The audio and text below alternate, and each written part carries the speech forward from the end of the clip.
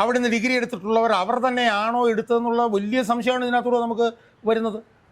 ഇപ്പോൾ ഇയാൾക്ക് ഇത്രയും ഏറ്റവും എലിമെൻ്ററി ആയിട്ടുള്ള ഇംഗ്ലീഷ് പോലും പറയാൻ അറിയാത്ത ആൾക്ക് എഴുതാൻ അറിയണമെന്ന് എന്താ ഉറപ്പ്? അതെ, ഒരു സംശയം വേണ്ട, അയാൾക്ക് എഴുതാൻ അറിവുണ്ടാവില്ല, അതിനൊരു സംശയവുമില്ല.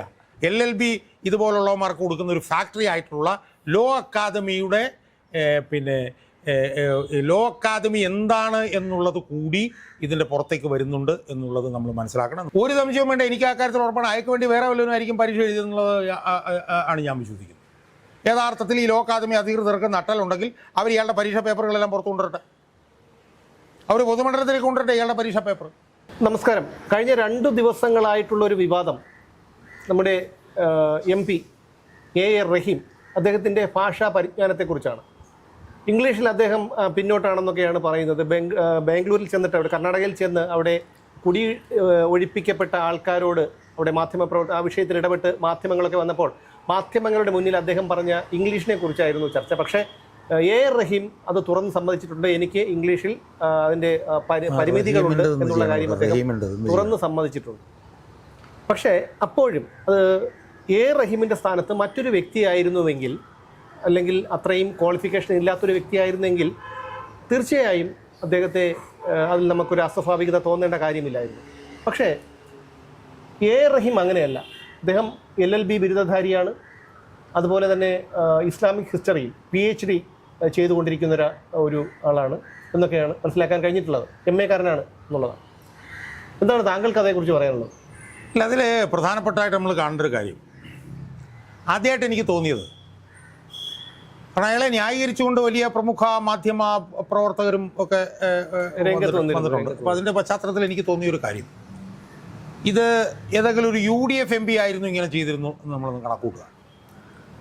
അല്ല, അയാൾ രാഷ്ട്രീയം അവസാനിപ്പിക്കുന്ന, കാരണം BJP ഇവിടെ BJP MP എന്ന് പറഞ്ഞാൽ അയാൾക്ക് നല്ല ഇംഗ്ലീഷ് അറിയാവുന്ന ഒരു മനസ്സിലാക്കി. ഏതെങ്കിലും UDFന്റെ MP ഇതുപോലൊരു 4 വാചകം ഇതുപോലത്തെ ഇംഗ്ലീഷ് പറഞ്ഞിരുന്നെങ്കിൽ അവനെ ഇവിടുന്ന് കേരളത്തിൽ നിന്ന് അവൻ രാഷ്ട്രീയം നിർത്തി അവൻ ഓടിപ്പോയേനെ. സൈബർ ആക്രമണത്തെ കുറിച്ചൊക്കെ വലിയ വാചാലമാകുന്ന ഒരു പശ്ചാത്തലത്തിലാണ് ഞാനിത് പറയുന്നത്. ഇവിടെ നമ്മൾ കാണേണ്ട ഒരു പ്രധാനപ്പെട്ട വിഷയം, ഈ 2-3 കാര്യങ്ങൾ അതിനകത്ത് കിടപ്പുണ്ട്. ഒന്ന്, ഈ റഹീം അവിടെ പോയത് തന്നെ ഒരു വളരെ ചീപ്പായിട്ടുള്ള ഒരു രാഷ്ട്രീയം എടുത്ത് ഉപയോഗിക്കാൻ വേണ്ടിയിട്ടാണ്. അതായത് അടുത്ത വരുന്ന തെരഞ്ഞെടുപ്പിൽ എങ്ങനെയെങ്കിലും 10 മുസ്ലിം വോട്ട് കിട്ടുമോ എന്ന് തപ്പി പിണറായി പറഞ്ഞു വിട്ടതാണ് അയാളെ അങ്ങോട്ട്. അവർക്ക് മനസ്സിലാവാത്തൊരു കാര്യം എന്ന് പറഞ്ഞു കഴിഞ്ഞാൽ ഈ മുസ്ലിം ന്യൂനപക്ഷങ്ങളുടെ ഏറ്റവും കൂടുതൽ താല്പര്യങ്ങൾ സംരക്ഷിക്കുന്ന ഒരു മതേതര സർക്കാരാണ് അധികാരത്തിലിരിക്കുന്നത് എന്നുള്ളത് ഇവർക്ക് മനസ്സിലായിട്ടില്ല. എന്ന് മാത്രമല്ല, ഇവിടെ ഈ മുസ്ലിമിൻ്റെ വോട്ട് കിട്ടാൻ വേണ്ടി ഇവർ ഇവിടെ നടത്തുന്ന ചേറ്റത്തരങ്ങൾ എന്താണെന്നുള്ളത് നമ്മൾ കണ്ടുകൊണ്ടിരിക്കുക. അപ്പോൾ അതുകൊണ്ട് മുസ്ലിങ്ങളുടെ ഒരു വലിയ വിഷയത്തിൽ വളരെ ആത്മാർത്ഥമായിട്ട് പിണറായിയും റഹീമൊക്കെ ഇടപെടുന്നതിൻ്റെ ഭാഗമാണ് അവിടെ പോയത് എന്ന് പറയുന്നത് തന്നെ ശുദ്ധ അസംബന്ധമാണ്. സങ്കുചിതമായ രാഷ്ട്രീയ ലക്ഷ്യമായിരുന്നു നേട്ടം. അതിപ്പം അവർ തിരിച്ച് ഷാർപ്പായിട്ട് പറഞ്ഞിട്ടുമുണ്ട്. അവരവിടുന്ന് ഒന്നത്. 2, അവിടുന്ന് കുടിയിറക്കപ്പെട്ടവർക്ക് 180 ഫ്ലാറ്റ് വെച്ച് കൊടുക്കാൻ അവർ തീരുമാനിച്ചിരിക്കുന്നത്. 5 ലക്ഷം രൂപ അതും വന്നിട്ടുണ്ട്. അപ്പോൾ അതവിടെ നിൽക്കട്ടെ. ഇനി നമ്മൾ വിഷയത്തിലേക്ക് വരാം. വിഷയത്തിലേക്ക് വരുമ്പോൾ നമ്മൾ കണ്ട ഒരു വീഡിയോ, ഇനി കാണാത്ത വീഡിയോയിൽ അയാൾ നല്ല ഇംഗ്ലീഷ് പറയുന്നുണ്ടോ ഇല്ലയൊന്നും എനിക്കറിയില്ല. നമ്മൾ കണ്ട വീഡിയോയിൽ നമ്മളെ എല്ലാവരെയും ലജ്ജിച്ച് തല താഴ്ത്തുന്ന നിലയിലുള്ള ഒരു ലജ്ജാകരമായിട്ടുള്ള ഒരു തരത്തിലാണ് അയാൾ ഇംഗ്ലീഷ് ഭാഷ അതിനകത്ത് പറഞ്ഞിട്ടുള്ളത്. എന്താ യഥാർത്ഥത്തിൽ അവിടെ സംഭവിച്ചത്? അയാൾ പറയാൻ ഉദ്ദേശിച്ചത് എന്താ, അത് നമ്മൾ ആദ്യം ഒന്ന് പരിശോധിക്കുക. അയാൾ പറയാൻ ഉദ്ദേശിച്ചതെന്ന് പറഞ്ഞു കഴിഞ്ഞാൽ, അവിടെ ഒരു പ്രാദേശിക ചാനലുകാരൻ വന്നിട്ട് ചോദിച്ചു, ഇത് സർക്കാർ സ്ഥലമാണെന്നാണല്ലോ പറയുന്നത്, എന്നാണല്ലോ സർക്കാരിൻ്റെ വാദം എന്ന് ചോദിച്ചപ്പോൾ അയാൾ ആഗ്രഹിച്ചത്, അങ്ങനെയാണെങ്കിൽ ഇവിടെ ഒരു ഓഡിറ്റ് നടത്തിയാൽ ഇവിടെ സ്ഥലം കയ്യേറി വെച്ചിരിക്കുന്ന ഒരുപാട് ആളുകൾ ഇവിടെയുണ്ട്, അവരെ ഒന്നും ചെയ്യാതെ ഇവരെ എന്തിനു ചെയ്തു എന്ന് പറയാനാണ് അയാൾ ആഗ്രഹിച്ചത്. അതിനുശേഷം പുറയിൽ നിന്നൊരു സ്ത്രീ വന്നിട്ട് ഇത് വളരെ ദരിദ്രരായിട്ടുള്ള ആളുകളുടെ ആണിത് കളഞ്ഞത് എന്നൊക്കെ പറയുമ്പോഴത്തേക്ക് അവർ പുവർ എന്ന് പറയുമ്പോൾ ഇയാൾ പ്യുവർ എന്നാണ് പറയുന്നത്. അപ്പോൾ ഇയാളെ ന്യായീകരിച്ചൊക്കെ രംഗത്ത് വരുന്ന വലിയ മാധ്യമ പുങ്കമന്മാരെ മനസ്സിലാക്കേണ്ട ഒരു കാര്യം, ആരാണ് ഇയാൾ? ഞാൻ ഇന്നലെ ഇയാളുടെ വിക്കിപീഡിയ എടുത്ത് നോക്കുമായിരുന്നു. ഇയാൾ കേരള യൂണിവേഴ്സിറ്റി യൂണിയൻ്റെ ചെയർമാനായിരുന്നു, ഇയാൾ സിൻഡിക്കേറ്റ് മെമ്പറായിരുന്നു. അല്ലല്ല കഴിയട്ടെ. ഇയാൾ വർക്കലയിലെ പിന്നെ CPM-ന്റെ സ്ഥാനാർത്ഥിയായിരുന്നു, SFIയുടെ ഭാരവാഹിയായിരുന്നു, DYFIയുടെ സംസ്ഥാന സെക്രട്ടറിയോ ഒക്കെ മറ്റോ ആയിരുന്നു. അപ്പോൾ അത്രയേറെ ഔദ്യോഗിക സ്ഥാനങ്ങളിൽ ഇരുന്നിട്ടുള്ള ഒരാളാണ് ഇയാൾ. മനസ്സിലായില്ലേ? അപ്പോൾ ഒരു വിദ്യാഭ്യാസ യോഗ്യതയും ഇല്ലാതെ രാഷ്ട്രീയത്തിലേക്ക് വരുന്ന നേതാക്കന്മാരുണ്ട്. അവർ വേണമെങ്കിൽ ഇങ്ങനെ പറഞ്ഞാൽ നമുക്ക് വേണമെങ്കിൽ മനസ്സിലാക്കാം. അച്യുതാനന്ദൻ പോലും ഇതിനേക്കാളും മെച്ചപ്പെട്ട രീതി പറയുമായിരുന്നു. ഇനി അതിന് മറുവശവും കൂടിയുണ്ട്. ഇതൊക്കെ വന്നതോടുകൂടി ശ്രീമാൻ K. കരുണാകരൻ കേന്ദ്രമന്ത്രിയായിരുന്നപ്പോൾ നടത്തിയ പ്രസംഗം, ലോക്സഭയിൽ നടത്തിയൊരു പ്രസംഗം എടുത്തിട്ടുണ്ട്. എത്ര സംശുദ്ധമായിട്ടുള്ള ഭാഷയിൽ, എത്ര റിഫൈൻഡ് ആയിട്ടുള്ള ഇംഗ്ലീഷാണ് K. കരുണാകരൻ പറഞ്ഞത്. അയാൾക്ക് 8ാം ക്ലാസ് മാത്രമേ ഉണ്ടായിരുന്നുള്ളൂ. അപ്പോൾ അതൊന്നും ഇതിന് ബാധകമല്ല. പക്ഷെ ഞാൻ പറഞ്ഞു വരുന്നത്, ഒരു വിദ്യാഭ്യാസ യോഗ്യത കുറഞ്ഞ ഒരു രാഷ്ട്രീയ നേതാവാണ് ഇതുപോലെ പറഞ്ഞിരുന്നെങ്കിൽ നമുക്ക് വേണമെങ്കിൽ മനസ്സിലാക്കാം. പക്ഷെ ഇയാളതല്ല. അപ്പൊ പിന്നെ ഒരു മിനിറ്റ്. ഒന്ന്, ഇയാൾ വഹിച്ചിട്ടുള്ള സ്ഥാനങ്ങൾ, അതിനെക്കുറിച്ചിട്ട് ഞാൻ പറഞ്ഞു. അതോടൊപ്പം തന്നെ നേരത്തെ സുമേഷ് പറഞ്ഞതുപോലെ ഇയാൾ MA ഇസ്ലാമിക് ഹിസ്റ്ററിയിൽ MA ഉണ്ട്, ഇയാൾക്ക് LLB ഉണ്ട്. അതിനെക്കുറിച്ച് കുറച്ച് കാര്യങ്ങൾ നമുക്ക് വേറെ പറയാനുണ്ട് പിന്നീട്. അപ്പോൾ ഒരു ബിരുദവും ഒരു ബിരുദാനന്തര ബിരുദവുമുള്ള ആളാണ് ഇയാൾ ഒരുപാട് ഔദ്യോഗിക സ്ഥാനങ്ങളിൽ ഇരുന്നിട്ടുണ്ട്. ഇനി ഇയാളുടെ ഇപ്പോഴത്തെ സ്ഥാനങ്ങൾ നമ്മൾ എടുത്ത് നോക്കൂ. കഴിഞ്ഞ 5 വർഷക്കാലമായി ഇയാൾ DYFIയുടെ അഖിലേന്ത്യാ പ്രസിഡന്റാണ്. DYFIയുടെ അഖിലേന്ത്യക്ക് പിന്നെ പ്രായപരിധിയില്ലേ? കാരണം അദ്ദേഹത്തിന്റെ വിക്കിപീഡിയ നോക്കിയപ്പോൾ 1980 ജനിച്ച റഹീമിന് ഇപ്പൊ 45 വയസ്സ്. അല്ല, ആയിരിക്കാം. ഇപ്പം അവർക്കതൊന്നും പ്രശ്നമല്ലല്ലോ. അപ്പം ഞാൻ പറഞ്ഞു വരുന്നത്, ഇയാൾ DYFIയുടെ അഖിലേന്ത്യാ പ്രസിഡന്റാണ്. അപ്പോൾ സ്വാഭാവികമായും ഇയാൾ DYFIയുടെ പിന്നെ അഖിലേന്ത്യാ പ്രസിഡന്റ് ആയിരുന്നു കൂടുമ്പോൾ അവരുടെ നാഷണൽ കമ്മിറ്റി കൂടണം. എല്ലാ സംസ്ഥാനങ്ങളിൽ നിന്നുള്ള DYFIയുടെ പ്രസിഡന്റുമാരുമായിട്ട് വർത്തമാനം പറയണം. ഇയാൾക്ക് ഹിന്ദി അറിയുമെന്ന് ആരും പറഞ്ഞു കേട്ടിട്ടില്ല. ഹിന്ദി അറിയില്ലെന്ന് എനിക്ക് തോന്നുന്നു. ഹിന്ദി അറിയില്ല. അതൊന്ന്. ഹിന്ദി പഠിക്കില്ല സാർ, കാരണം എന്താ വെച്ചാൽ കേന്ദ്ര സർക്കാർ പറഞ്ഞില്ല ഹിന്ദി പഠിക്കണമെന്ന് പറഞ്ഞിട്ടുണ്ട്. ചിലപ്പോൾ പഠിക്കാത്തായിരിക്കും. ഇനി 2022 മുതൽ അയാൾ രാജ്യസഭാ അംഗമാണ്. 2023, 2024, 2025 3 വർഷം കഴിഞ്ഞിരിക്കുന്നു. അയാൾ രാജ്യസഭാ അംഗമായിട്ടും 3 വർഷം കഴിഞ്ഞിരിക്കുന്നു. അപ്പോൾ ഒരുപാട് ഔദ്യോഗിക സ്ഥാനങ്ങൾ വഹിച്ചിട്ടുള്ള ഒരു സർവകലാശാലയുടെ സിൻഡിക്കേറ്റ് മെമ്പറായിരുന്ന, ഒരു യുവജന സംഘടനയുടെ സംസ്ഥാന ഭാരവാഹിയായിരുന്ന, വിദ്യാർത്ഥി സംഘടനയുടെ സംസ്ഥാന ഭാരവാഹിയായിരുന്ന, 2022 മുതൽ ഒരു സംഘടനയുടെ അഖിലേന്ത്യാ പ്രസിഡന്റായിരുന്ന, ഏറ്റവും ഉന്നതമായിട്ടുള്ള സ്ഥാനം അഖിലേന്ത്യാ പ്രസിഡന്റായിരുന്ന, 2022 മുതൽ രാജ്യസഭാ അംഗമായ, കഴിഞ്ഞ 5 വർഷക്കാലമെങ്കിലും ഡൽഹിയിൽ സ്ഥിര പ്രവർത്തന മേഖലയാക്കി മാറ്റിയ, MA ഡിഗ്രിയും ഒരു ബിരുദാനന്തര ബിരുദവും ഒരു നിയമ ബിരുദവുമുള്ള ഒരു രാഷ്ട്രീയ നേതാവാണ്. ഇത്രയും പൊട്ട ഇംഗ്ലീഷ് എന്ന് പറഞ്ഞാൽ ഒരു നഴ്സറി പയ്യൻ പോലും പറയാൻ, LKG പഠിക്കുന്ന ഇംഗ്ലീഷ് മീഡിയത്തിൽ ഞാൻ പറഞ്ഞപ്പോൾ ഞാൻ പറയായിരുന്നു. അതായത് ഇപ്പോൾ ഇംഗ്ലീഷ് ഉപയോഗം എന്ന് പറഞ്ഞാൽ പലതരത്തിലുണ്ട്. നല്ല സംശുദ്ധമായിട്ടുള്ള ഇംഗ്ലീഷ്, റിഫൈൻഡ് ഇംഗ്ലീഷ് പറയുന്നവരുണ്ട്. പിന്നെ തെറ്റില്ലാതെ ഇംഗ്ലീഷ് പറയുന്നവരുണ്ട്. പിന്നെ ഇംഗ്ലീഷ് അത്യാവശ്യം അറിയാൻ മേലെങ്കിലും തട്ടിമുട്ടി ഇംഗ്ലീഷ് പറയുന്നവരുണ്ട്. അങ്ങനെ 2-3 വിഭാഗത്തിലുണ്ട് ഇംഗ്ലീഷ് പറയുന്നവർ. അതിൽ തട്ടിമുട്ടി പോലും ഇയാൾക്ക് ഇംഗ്ലീഷ് പറയാൻ അറിയില്ല എന്ന് പറഞ്ഞാൽ അതിനെ എന്ത് പറഞ്ഞാണ് ഈ വലിയ മാധ്യമ പ്രവർത്തകരൊക്കെ വന്ന് ന്യായീകരിക്കുന്നതെന്ന് എനിക്ക് മനസ്സിലാവുന്നില്ല. എനിക്ക് ഈ മാതൃഭൂമിയിലെ രാജീവ് ദേവരാജ് അദ്ദേഹം വന്നിട്ട് ഈ റഹീമിനെ ന്യായീകരിക്കുകയാണ്. അവിടെ ഒരൊറ്റ ന്യായീകരിച്ചോട്ടെ, വിഷയമില്ല. പക്ഷെ അവിടെ ഒരൊറ്റ സംശയമേ എനിക്കുള്ളൂ. ഇത്രയും ബിരുദമുള്ള, ഇത്രയും സ്ഥാനങ്ങൾ വഹിച്ച, ഇത്രയും ഉന്നത ബിരുദങ്ങൾ കയ്യിലുള്ള ഒരു വ്യക്തിയാണ് ഇത് പറയുന്നത്. അതേക്കുറിച്ച് അദ്ദേഹം മിണ്ടുന്നില്ല.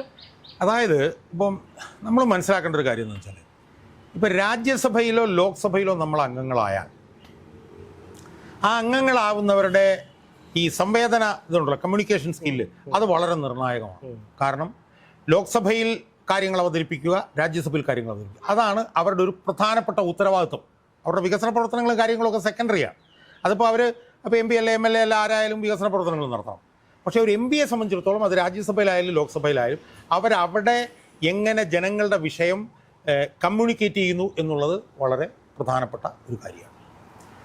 അപ്പോൾ ലോക്സഭയിലും രാജ്യസഭയിലും ഒക്കെ നമ്മുടെ മാതൃഭാഷയിലൊക്കെ പറഞ്ഞാലും ഒക്കെ ട്രാൻസ്ലേറ്റ് ചെയ്യലും കാര്യങ്ങളും സംവിധാനങ്ങളെല്ലാം സാങ്കേതികവിദ്യ എല്ലാം അവിടെ ഉണ്ട്.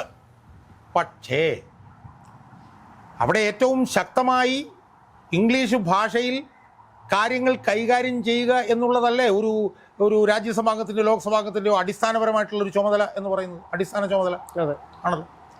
അങ്ങനെ വരുമ്പോൾ ഇയാൾ നോക്കി പഠിക്കേണ്ടതല്ല. കേരളത്തിൽ NK പ്രേമേന്ദ്രൻ എന്ന് പറഞ്ഞൊരു MP ഉണ്ട് കൊല്ലത്തുനിന്ന്. എത്ര ഊജ്വലമായിട്ടാണ് അയാൾ അവിടെ അവതരിപ്പിക്കുന്നത്. അയാൾ അങ്ങനെ വലിയ റിഫൈൻഡ് ഇംഗ്ലീഷാണെന്ന് ഞാനിപ്പോൾ പറയുന്നൊന്നുമില്ല.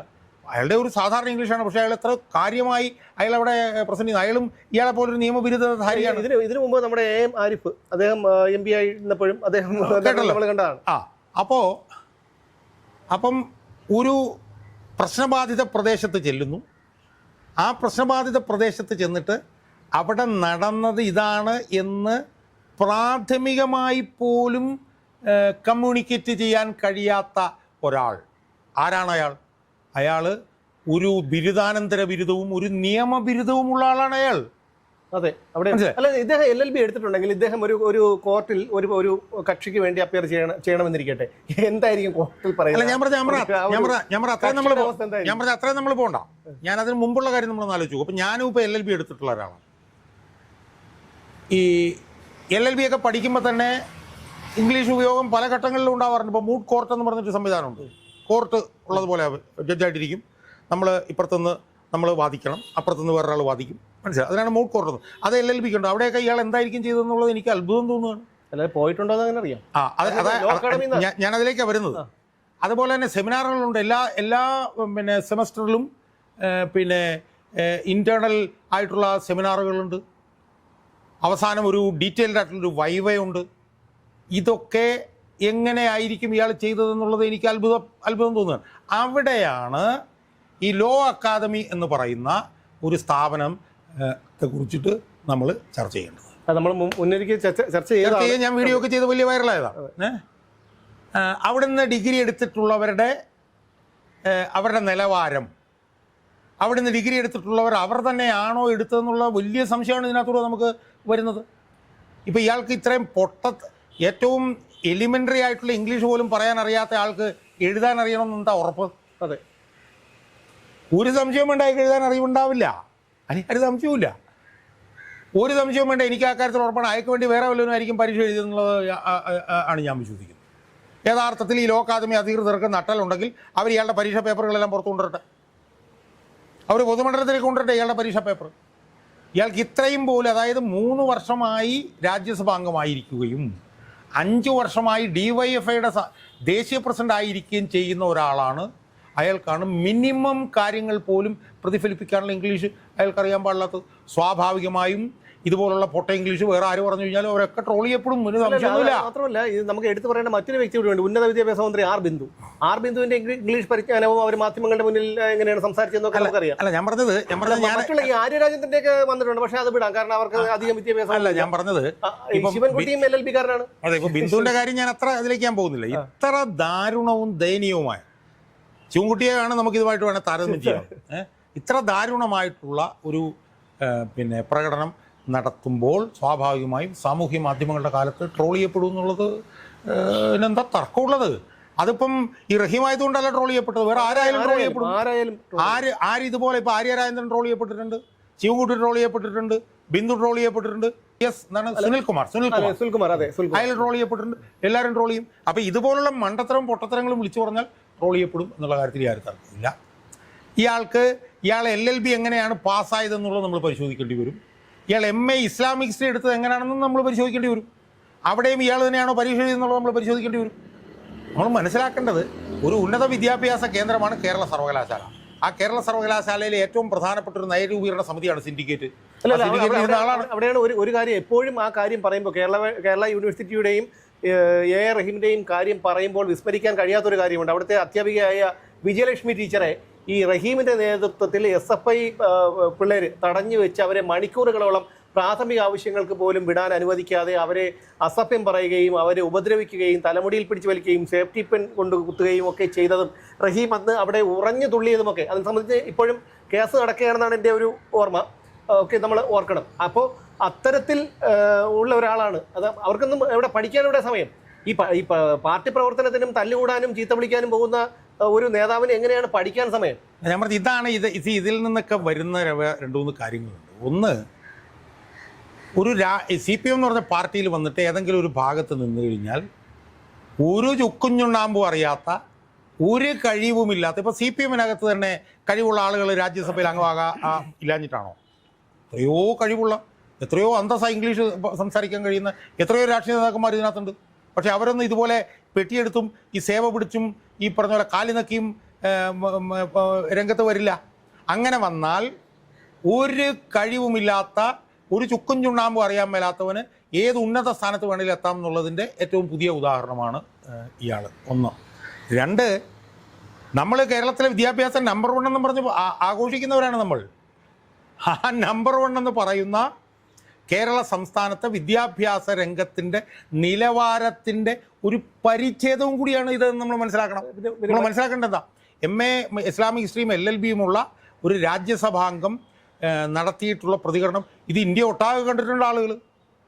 അപ്പോൾ ഇത് കേരളത്തിൻ്റെ ഒരു ചിത്രം മറ്റുള്ളവരുടെ മനസ്സിലേക്ക് കൊണ്ടുപോകുന്നത് എങ്ങനെയായിരിക്കും എന്ന് നമ്മളൊന്ന് ആലോചിച്ച് നോക്കി. അപ്പോൾ ഇത് ഒരുപാട് കാര്യങ്ങൾ പുറത്തു കൊണ്ടിരുന്നുണ്ട്. അതിൽ ഏറ്റവും പ്രധാനപ്പെട്ട ഒരു വിഷയമായിട്ട് എനിക്ക് തോന്നുന്നത് ലോ അക്കാദമിക്ക് ഇതിനകത്തുള്ള പങ്ക്.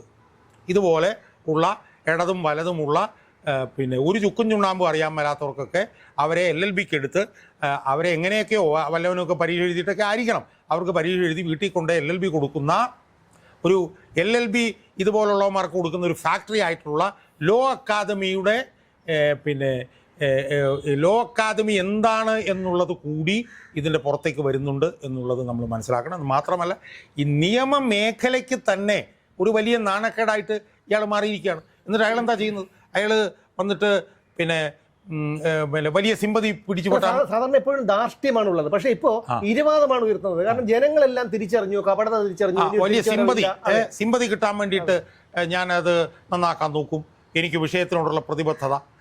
വിഷയത്തിലെ പ്രതിബദ്ധത നമ്മൾ കേരളത്തിന്റെ പേരിൽ കുടിയിറക്കപ്പെട്ടവരെ കുറിച്ച് ചിന്തിക്കണ്ടേ? അല്ല, ഞാൻ പറഞ്ഞ വിഷയത്തിനോടുള്ള പ്രതിബദ്ധതയൊന്നും നമ്മൾ പറഞ്ഞിട്ടൊന്നും കാര്യമില്ല.